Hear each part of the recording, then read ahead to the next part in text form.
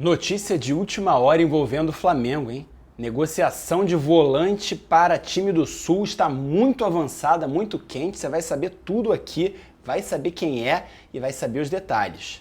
No Flamengo ainda, De La Cruz, o principal e único reforço do time rubro-negro até o momento, vai ser apresentado, já tem data marcada, você vai saber que também não vai utilizar a camisa que estava todo mundo esperando. Na CBF, agora, navegando em mares tranquilos, Dorival Júnior, o técnico, o coordenador não vai ser o ex-jogador do Flamengo que negou a proposta, mas não vai ter eleição, e você vai entender exatamente isso aqui, o porquê. No Fluminense, a principal contratação já tem número de camisa e você vai saber qual. No Botafogo, Patrick de Paula, ele mesmo, que teve aquela lesão no Carioca do ano passado, no jogo contra o Flamengo, já tá treinando com bola, vai voltar nessa temporada e escreveu um textão, hein, rebatendo críticas, e um textão muito justo, muito digno. E a gente vai ler para você. Tem também o Botafogo se ajustando, se arrumando financeiramente, organizando a casa, pagando as dívidas, e você vai entender tudo isso direitinho, todo esse contexto, a notícia do Anselmo Góes, que sai hoje no blog dele.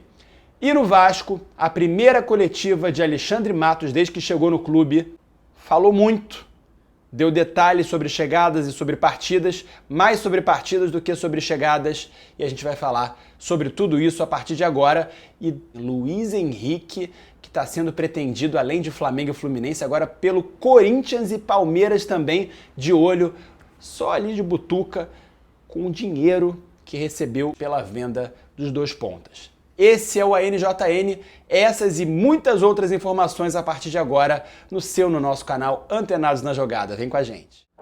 Opa! E aí, antenado, beleza? Eu sou o David Sharp, você está no canal dos Antenados na Jogada e aqui torcemos sem parar. Seja muito bem-vindo, muito obrigado de verdade pelo clique, cara. E se você é inscrito aqui no canal, muito melhor, muito obrigado do fundo do coração se você apoia a mídia independente mais imparcial do Brasil. Aqui é jornalismo 100% independente e jornalismo de verdade, raiz, sem proposição, furando bolhas e quebrando tabus. Valeu demais. Muito bem, vamos para mais um ANJN aqui com muitas notícias dos principais clubes cariocas e envolvendo também outros clubes do cenário nacional. Vamos começar falando primeiro da CBF, né? Porque a CBF, que o presidente Edinaldo caiu, voltou, tudo na justiça, tudo no tapetão, e Dorival Júnior contratado, já se despediu do São Paulo, vai assumir a seleção brasileira, e a CBF não vai ter mais troca de presidente, não vai ter mais.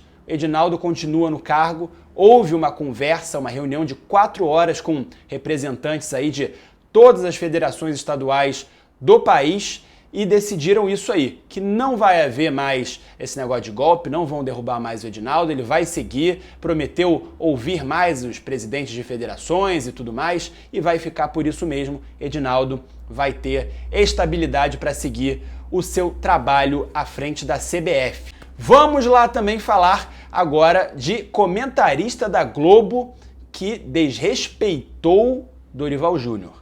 Uma falta de respeito muito grande de uma comentarista lacradora, essa é a verdade, que fica querendo se colocar, né, pela questão de ser mulher e não sei o quê, de que tá quebrando tabus e que tá sofrendo preconceitos, mas ela foi muito desrespeitosa com o Dorival.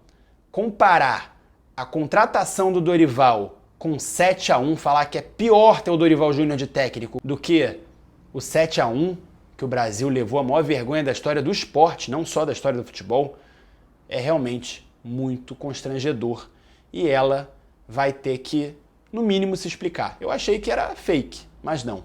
Foi ela mesma, Ana Thaís Matos, que publicou isso aí nas suas redes sociais. Uma vergonha, autêntica vergonha. E Dorival Júnior, que ainda não tem data para se apresentar, mas vai se apresentar.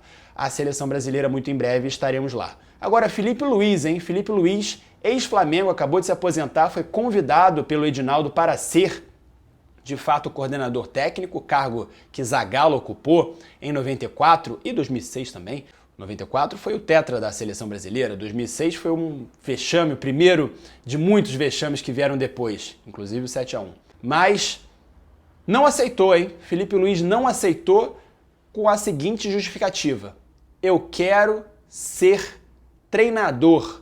Abre aspas aí para Felipe Luiz. Não quero ser coordenador, é uma honra o convite, mas não obrigado. Foi o que respondeu o Felipe Luiz, que está na Europa. Eu tentei contato com ele. Eu quero fazer, inclusive, um Olha Quem Fala especial com o Felipe Luiz, debatendo os rumos do futebol brasileiro. Ele que é um cara muito inteligente, de muita visão, e ele está na Europa. Quando ele voltar, provavelmente deve atender a nossa demanda.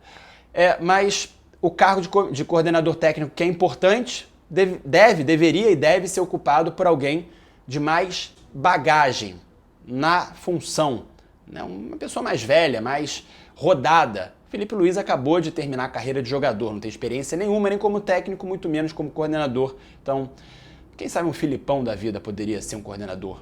Por que não, né? Enfim, ou alguém do perfil. Vamos falar do Botafogo, que tá com a casa arrumada, hein? Notícia do Anselmo Góes, publicada nessa segunda-feira, e falou o seguinte, olha só, aspas aqui para o que escreveu Anselmo Góes. A Justiça recebeu hoje o plano de recuperação extrajudicial do Botafogo para quitar o passivo cível do clube.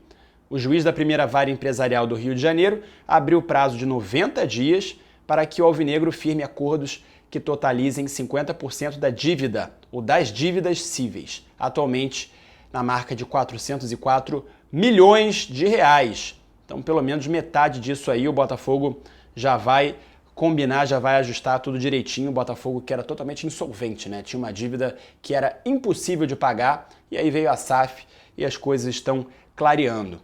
Botafogo que teve a volta de Patrick de Paula aos campos, aos gramados, voltando a trabalhar com bola depois da lesão seríssima que teve no joelho multiligamentar no ano passado, no jogo contra o Flamengo lá em Brasília. E o Patrick de Paula foi cornetado pela forma física dele, pela foto que publicou. Obviamente não gostou e escreveu um textão nas redes sociais. Vamos aqui abrir aspas, porque é muito importante esse posicionamento do Patrick de Paula para as pessoas terem consciência daquilo que sofre quem tem depressão ou quem pode vir a ter depressão e a outra pessoa, digamos o hater, o cara que está lá atacando, não faz a menor ideia do quão mal pode estar fazendo a determinada pessoa. Abre aspas aí. Uma nova temporada, mas o mesmo foco, e não importa os obstáculos que terei pela frente. Os duros adversários, a inveja, nada. Com cabeça tranquila e fé, estou no caminho certo. Que seja um ano de muita paz e, acima de tudo, respeito ao próximo. Sem julgamentos, pois vivemos tempos difíceis, onde pessoas estão depressivas, tirando a própria vida pela falta de amor, respeito, empatia. Antes de decretar uma sentença para alguém, primeiro verifique os fatos e a veracidade daquilo que estão te contando, pois na sociedade em que vivemos, algumas curtidas valem mais do que a verdade. Pois é, esse final espetacular, né? Espetacular, tudo a ver com o cancelamento que vivemos hoje em dia, a época do cancelamento, a era do cancelamento, as pessoas cancelando com ódio, sem saber de nada e, enfim, julgando sem ter nenhum embasamento para isso, sem nem procurar saber. Tá aí a foto dele treinando, Patrick de Paula, que foi a maior contratação da história do Botafogo, 6 milhões de euros, na época 33 milhões de reais, era a cotação da época. Gente, vamos falar agora de Luiz Henrique. Eu vou trazer aqui informações do Vene Casagrande, que foram apuradas e confirmadas por outros veículos, e vou trazer aqui também a minha informação sobre o Luiz Henrique não ficar no Betis. Ele não quer ficar no Betis. Começou por aí. Luiz Henrique está sendo, assim como o Paquetá, só que o Luiz Henrique na Espanha e o Paquetá na Inglaterra, está sendo investigado e provavelmente por causa disso ele não quer ficar. E ele que vinha bem no Betis, ele vinha jogando bastante, perdeu rendimento, perdeu espaço e também foi liberado aí pelo Betis. O Betis quer se desfazer do atacante, que é muito bom jogador. Ele com a cabeça boa é muito bom jogador, uma grande promessa do futebol brasileiro, inclusive. E olha só, o Luiz Henrique, em toda a sua passagem pelo Betis, como eu falei aqui, jogou bastante 2002 e 2003. 2022 e 2023. ele soma 61 partidas, 4 gols e 9 assistências. 4 gols e 9 assistências é pouco realmente, mas ele vinha jogando bem, apesar desses números. 9 assistências é até bom, vai. Agora 4 gols, poderia ter feito mais gols mesmo. Vamos falar sobre a proposta pelo Luiz Henrique? A maior proposta, cara, acredite se quiser, é do Corinthians. O Palmeiras está só de olho. O Corinthians ofereceu o maior salário, mais do que Flamengo e mais do que Fluminense. O Corinthians ofereceu o maior salário para o Luiz Henrique. A informação é do Vene Casagrande. E olha só, empréstimo de 1 ano com obrigação de compra se o jogador disputar 70% dos jogos do Timão na temporada. Ou seja, se disputar 70% dos jogos do Corinthians na temporada, Luiz Henrique será comprado pelo Corinthians. Agora, com que dinheiro que a gente não sabe, né? O Corinthians não tinha dinheiro para comprar o Gabigol, fez aquele papelão ridículo na negociação com o Gabigol, que nem aconteceu a negociação, o próprio empresário do Gabigol desmentiu. Agora o Luiz Henrique, que o Bet quer 18 milhões, o dobro do que pagou ao Fluminense, 18 milhões de euros pelo jogador. Será que o Corinthians vai ter bala para pagar esses 18 milhões de euros? Eu acho muito difícil, né? Mas seria só daqui a um ano, só no ano que vem, caso o jogador cumpra suas metas. O Corinthians acabou de ter a posse do novo presidente, que falou que a situação do clube é pior do que ele esperava. Até parece, né, que ele não sabia. E está fazendo ou tentando fazer investimentos desse porte. Como é que pode? A gente não sabe. Ainda tem a questão do estádio também, que foi meio que forjada, segundo ele próprio, segundo o próprio Augusto Melo. Enfim, como eu falei, a oferta do Corinthians foi considerada melhor do que a da dupla carioca Fla-Flu, do que Flamengo e Fluminense. Que coisa absurda. Gente, vamos falar agora de Flamengo, porque Luiz Araújo será o novo camisa 7 do Flamengo. Isso aí gerou até um desconforto nas redes sociais, pessoas, aquele negócio que o Patrick de Paulo escreveu, muita gente cancelando o Luiz Araújo porque ele vai ser o camisa 7. Faça-me o favor, o que interessa o número da camisa que ele herdou, o número do Everton Ribeiro? O que tem a ver? Queriam o De La Cruz com a camisa 7, mas cara, qual é a diferença? Na verdade, ali o Everton Ribeiro jogava pela direita, o Luiz Araújo joga pela direita, é a mesma posição, número... Enfim, isso é o que menos importa. Vamos ver qual é a camisa que o De La Cruz vai escolher. Ele usa 7 na seleção do Uruguai, no Flamengo, vamos ver qual que ele vai escolher. Lembrando que ele usava a 11 no River Plate e a 11 no Flamengo é do Cebolinha, que está em boa fase com o Tite, terminou a temporada de 23 em boa fase. Enfim, falando de De La Cruz vai ser apresentado na próxima sexta-feira, no dia 12, às 14h30 no Ninho do Urubu. Vou pedir meu credenciamento, muito provavelmente não vou ser aprovado, mas esperança é a última que morre. E antes do De La Cruz, do Nico De La Cruz ser apresentado, terá uma entrevista coletiva de Bruno Henrique, hein? Então, 2 eventos no mesmo dia. Bruno Henrique falando e o De La Cruz sendo apresentado. E agora vamos à notícia do momento. Thiago Maia pode estar de saída para o Internacional. É muito óbvio que o Tite não conta com o Thiago Maia que já vinha em declínio, o Thiago Maia, que dá para dizer assim, foi útil sim ao Flamengo, principalmente em 2022, nas conquistas da Libertadores, da Copa do Brasil, mas ele nunca mais foi o mesmo jogador antes da lesão que ele teve em 2020. Né? Ele teve uma lesão parecida com a do Bruno Henrique, parecida até com a do Patrick de Paula, que a gente acabou de citar. Uma lesão séria, multiligamentar no joelho, ele ficou um tempo parado, voltou pesado e melhorou, mas nunca atingiu o mesmo nível de antes. Essa é a verdade e pode estar de saída do Flamengo. Na verdade, teve a negociação com o Corinthians, não deu certo, agora se fala no Internacional.